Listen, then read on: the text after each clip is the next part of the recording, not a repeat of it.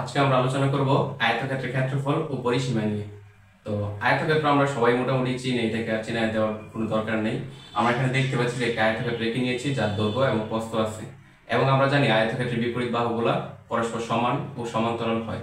তো আমরা দৈর্ঘ্যকে যদি এখানে x বিবেচনা করি আর প্রস্থকে y বিবেচনা করি, তাহলে আমরা আয়তক্ষেত্রের ক্ষেত্রফল হিসেবে পাচ্ছি area equal x into Y, কারণ আমরা জানি আয়তক্ষেত্রের ক্ষেত্রফল দৈর্ঘ্য ইন্টু প্রস্থ। আর যদি আমরা এখানে পরিসীমা নিয়ে কাজ করতে চাই, তাহলে পরিসীমা p ইকুয়াল আমরা কি লিখতে পারি 2 ইন্টু দৈর্ঘ্য প্লাস প্রস্থ। তো এখন আমরা দেখব তার অ্যালগরিদম, ফ্লোচার্ট এবং সি প্রোগ্রাম।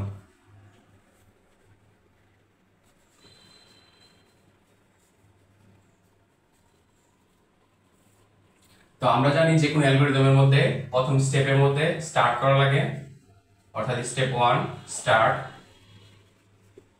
স্টেপ 2 এর মধ্যে আমাদের যদি ইনপুট থাকে তাহলে ইনপুট নেওয়া লাগবে। এখন আমরা ইনপুট বিষয়টা আসলে কি, যেই মানটা না জানলে আমরা এখানে ক্ষেত্রফল বা পরিসীমা বের করতে পারবো না, ওইটাই আসলে ইনপুট। তাহলে আমরা এখানে দেখতে পাচ্ছি যে area equal x into y, অর্থাৎ আমাদের এখানে ইনপুট হিসেবে x এবং y এর মান জানতে হবে।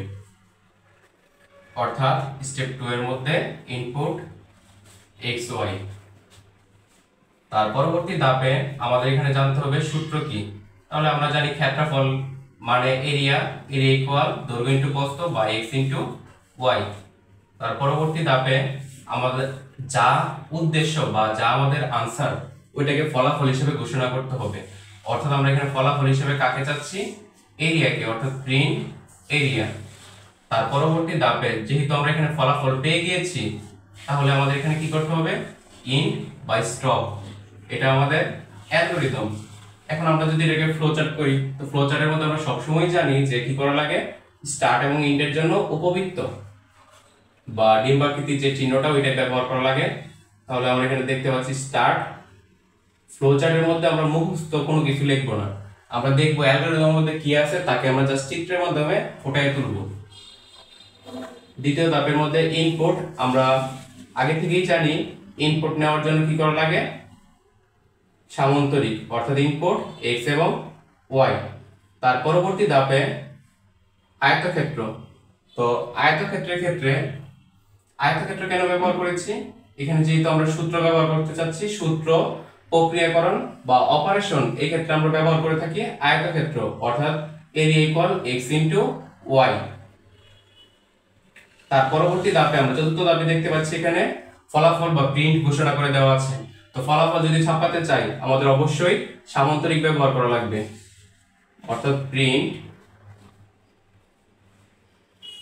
এরিয়া, আর তারপরে পরবর্তী ধাপে ইন্ট। এটা হচ্ছে আমাদের এখানে ফ্লোচার্ট। আমরা এই স্টার্ট এবং ইন্টের জন্য উপবৃত্তাকার চিহ্ন ব্যবহার করেছি, ইনপুট আর আউটপুটের জন্য সামান্তরিক, আর সূত্র, প্রক্রিয়াকরণ বা অপারেশনের ক্ষেত্রে কি আয়তক্ষেত্র। এখন আমরা দেখব তার C program.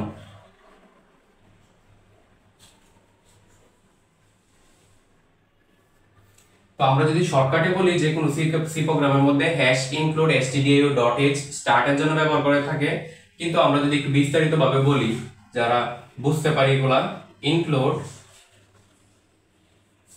stdio.h, include stdio.h হচ্ছে এখানে একটি হেডার ফাইল বা লাইব্রেরি ফাংশন। এটার মধ্যে আমাদের এখানে লোকায়িত আছে কি printf এবং scanf, অর্থাৎ ইনপুট আর আউটপুট নেওয়ার জন্য যে দুইটা ফাংশন দরকার ওইটা এর মধ্যে আছে। তার পরবর্তীতে আমরা এখানে ফাংশন ঘোষণা করব, অর্থাৎ মেইন। এখানে অনেকে ইন্টিজার মেইন লেখে, ভয়েড মেইন লেখে, শুধু মেইন লিখলেই চলে। তার পরবর্তীতে আমরা এখানে সেকেন্ড ব্র্যাকেট বা ক্যালিব্রি বেসিস বলে। এখন আমরা দেখব যে তো আয়তক্ষেত্রের ক্ষেত্রফল নির্ণয় করতেছি, এখানে এই সংখ্যাটা দশমিক সংখ্যা আসতে পারে, হতে পারে এখানে একটা আয়তক্ষেত্রের দৈর্ঘ্য 11.2, প্রস্থ 8.6। আমরা যদি এই দুইটা সংখ্যাকে গুণ করি তাহলে এখানে দশমিক আসার চান্স আছে। যদি দশমিক আসার চান্স থাকে তাহলে আমরা এখানে ডাটা টাইপ হিসেবে ইউজ করব ফ্লোট। তার পরবর্তীতে এখানে আমরা কি কি নিয়ে কাজ করতেছি, আমাদের এখানে x আছে, y আছে এবং কি এরিয়া। আর আরেকটা বিষয় আমরা গত রেটেও বলেছি যে সি প্রোগ্রামের কিওয়ার্ডগুলো, অর্থাৎ ইনক্লুড stdio.h, মেইন, ফ্লোট, তারপরে printf, scanf, এগুলো অবশ্যই ছোট হাতের হতে হবে। তার পরবর্তীতে আমরা এখানে ইনপুট নেওয়ার জন্য বা মনিটরে কোনো কিছু প্রদর্শনের জন্য প্রিন্টএফ ফাংশন ব্যবহার করি। দেখো যেহেতু এখানে ফ্লোট টাইপের, তাহলে এখানে লিখতে হবে আমাদের %f, সরি, যেহেতু প্রিন্টএফ এর মধ্যে আমরা কি ব্যবহার করে থাকি যখন আমরা মনিটরে কোনো কিছু প্রদর্শন করতে চাই, অর্থাৎ আমাদের এখানে সেকেন্ড স্টেপের মধ্যে বলা ছিল ইনপুট xy, অর্থাৎ ইনপুট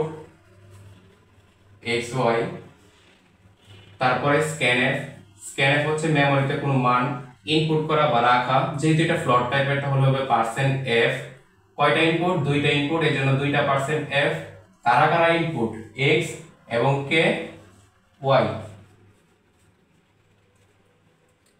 আমাদের এখানে ইনপুট অংশটা শেষ।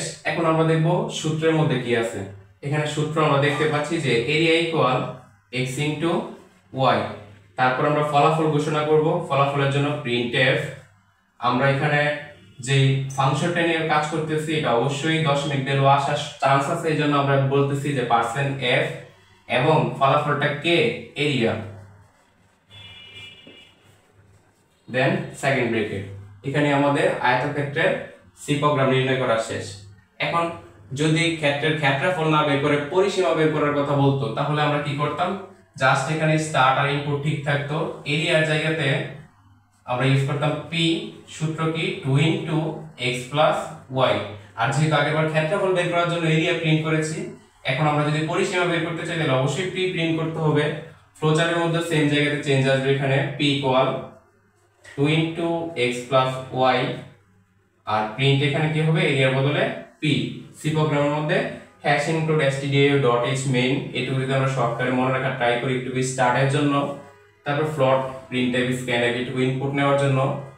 এবার আমাদের সূত্রতে পরিবর্তন আনা লাগবে, p equal 2 into x plus y এবং ফলাফল হিসেবে কে p। তো এটাই ছিল আমাদের আয়তক্ষেত্রের ক্ষেত্রফল এবং পরিসীমা নির্ণয়ের অ্যালগরিদম, ফ্লোচার্ট ও সি প্রোগ্রাম।